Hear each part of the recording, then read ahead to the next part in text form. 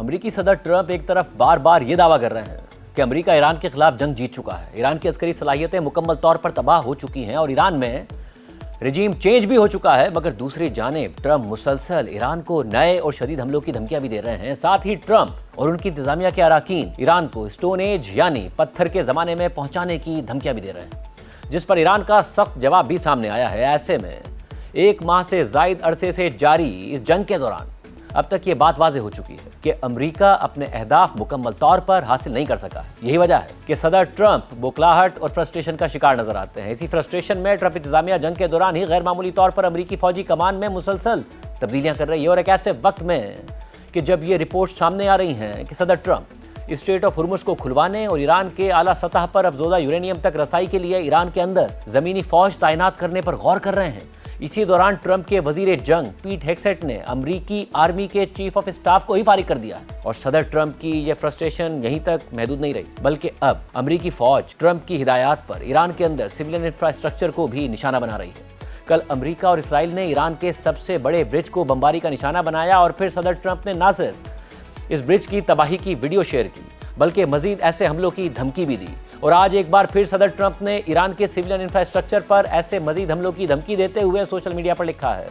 کہ دنیا کی سب سے عظیم اور طاقتور ترین ہماری فوج نے ابھی تک ایران میں باقی بچی کچھی چیزوں کو تباہ کرنا شروع نہیں کیا۔ ہمارا اگلا ہدف برج ہوں گے، اور پھر ہم الیکٹرک پاور پلانٹس کو نشانہ بنائیں گے۔ رجیم کی نئی قیادت جانتی ہے کہ انہیں کیا کرنا چاہیے اور یہ کام تیزی سے کرنا ہوگا، یعنی ایران کی اعلیٰ قیادت حتیٰ کہ سپریم لیڈر کو نشانہ بنانے، اور پھر تیل کی تنصیبات، عسکری مقامات، اسپتالوں اور اسکولوں پر حملوں کے باوجود بھی امریکہ وہ نتائج حاصل نہیں کر سکا جو وہ چاہتا تھا، اور اب یہی مقاصد مزید سویلین انفراسٹرکچر پر حملوں کے ذریعے حاصل کرنے کی کوشش کی جا رہی ہے۔ اور یہ اقدامات نہ صرف بین الاقوامی قوانین کے تحت جنگی جرائم کے زمرے میں آتے ہیں، بلکہ اس بات کی بھی نشاندہی کرتے ہیں کہ امریکہ اس جنگ میں اپنے فوجی مقاصد حاصل کرنے میں ناکام رہا ہے، کیونکہ ناکام جنگوں میں یہی ہوتا ہے کہ جب آپ طویل جنگ کے بعد بھی اپنے مقاصد حاصل کرنے میں ناکام رہتے ہیں اور طاقتور ہوتے ہیں، تو پھر سویلین انفراسٹرکچر پر حملوں کے ذریعے اپنی فرسٹریشن نکالتے ہیں اور مخالف کو گھٹنے ٹیکنے پر مجبور کرنے کی کوشش کرتے ہیں۔ حالانکہ صدر ٹرمپ نے اس جنگ کا اعلان یہ کہہ کر کیا تھا کہ ہم ایرانی عوام کے ساتھ ہیں، اور رجیم کے خلاف ہم ایرانی عوام کے ساتھ ایران کو ایک بار پھر عظیم بنائیں گے۔ مگر اب صدر ٹرمپ جو کر رہے ہیں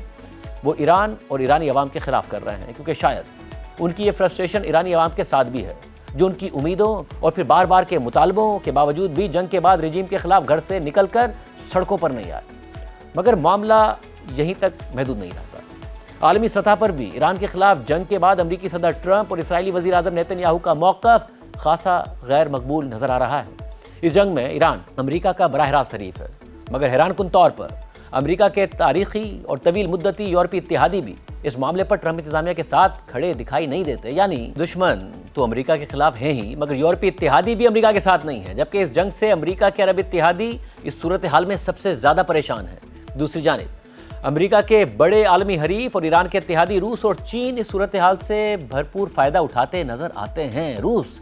نہ صرف معاشی طور پر اس جنگ کا ایک بڑا فائدہ اٹھانے والا ملک بن کر سامنے آیا ہے، بلکہ مختلف رپورٹس کے مطابق وہ خاموشی سے ایران کی مدد بھی کر رہا ہے۔ اسی طرح چین بظاہر اس پورے معاملے پر خاموش ہے، مگر اس خاموشی کو ایک معروف چینی کہاوت سے جوڑا جا رہا ہے، جس کا مفہوم یہ ہے کہ اگر آپ کا دشمن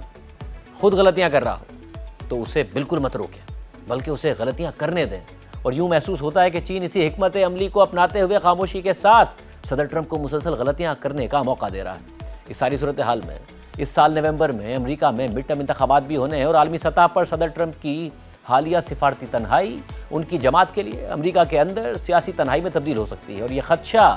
مسلسل بڑھتا جا رہا ہے کہ ریپبلکن پارٹی کو مڈ ٹرم انتخابات میں بڑی شکست ہو سکتی ہے، کیونکہ خود امریکی میڈیا کے مطابق ایران کے خلاف حالیہ جنگ امریکی عوام میں بہت غیر مقبول ہو رہی ہے، اور تقریباً 61% امریکی ووٹرز معیشت سے متعلق صدر ٹرمپ کی کارکردگی کو بھی ناپسند کرتے ہیں۔ اور اگر ایسا ہوتا ہے اور ڈیموکریٹ پارٹی کو امریکی کانگریس میں اکثریت حاصل ہو جاتی ہے، تو صدر ٹرمپ کو یک طرفہ اور غیر متوقع فیصلے لینے میں انتہائی دشواری کا سامنا کرنا پڑے گا، جو کہ